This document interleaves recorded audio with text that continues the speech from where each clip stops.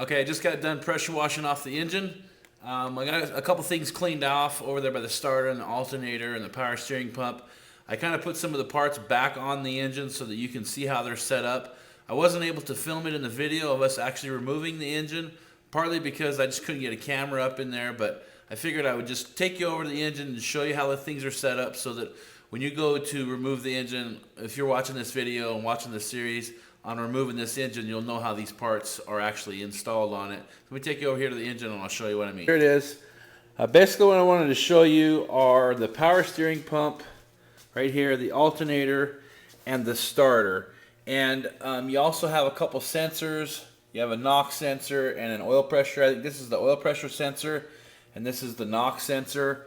I believe that's all that's back here. There's another, yeah, I think that's it. So basically this starter has two 13 millimeter bolts. There's one right here and one right here. And then this wire is actually connected straight to the alternator.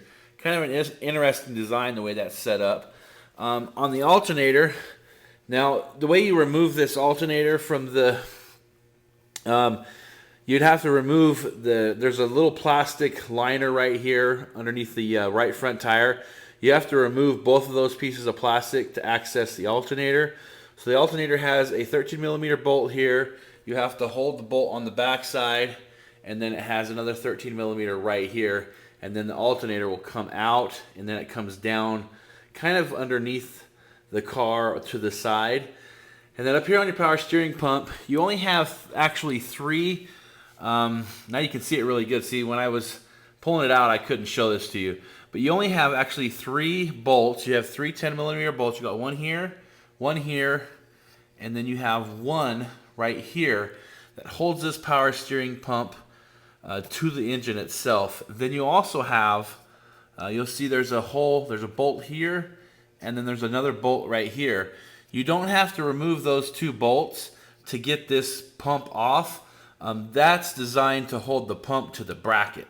But to actually get the power steering pump off, all you have to do is remove this bolt here, this bolt, and this bolt. So hopefully that makes sense. This right here is the actual motor mount bracket that mounts to the firewall. Okay, so we took this off. It has these three bolts right here that mount to the inside of the fender.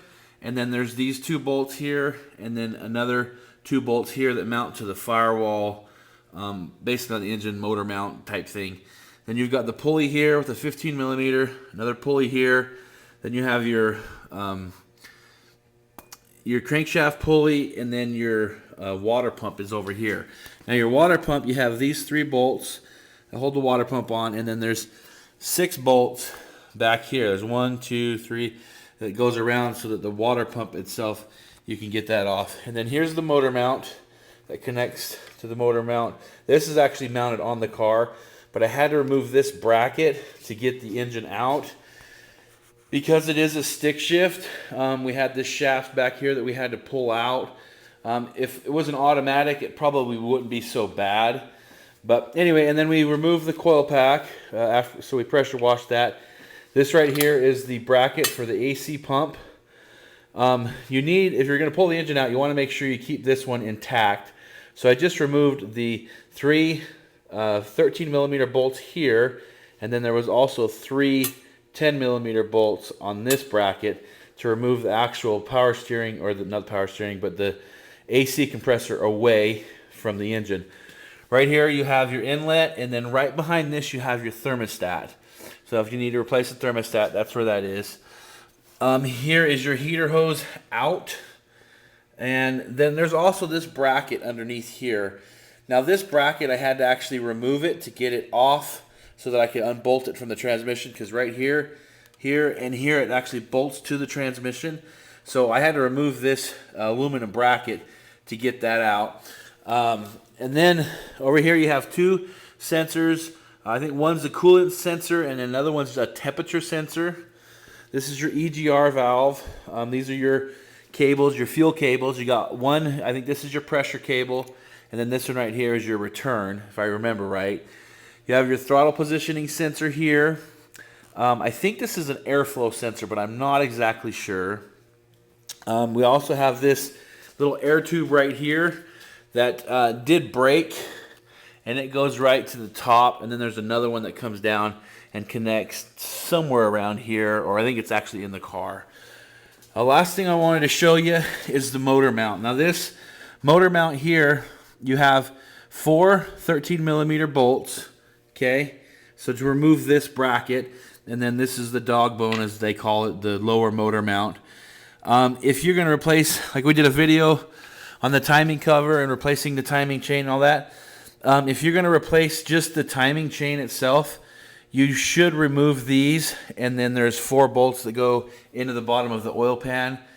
And then obviously your oil filter.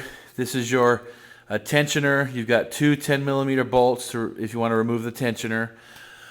So hopefully that explained it well for you guys, so that you can see the engine kind of in a different perspective out of the car. I'm going to just kind of do like a pan around it so that you can get a visual of it.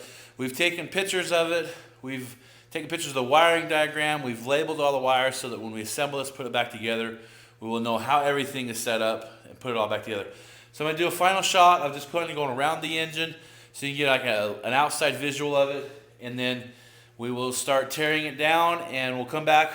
Next week's video, we'll come back with the actual diagnostic of what the engine is defective. I suspect it's a spun bearing or a spun rod or crank or something in that area of the bottom end. So I'll take you over here to the engine.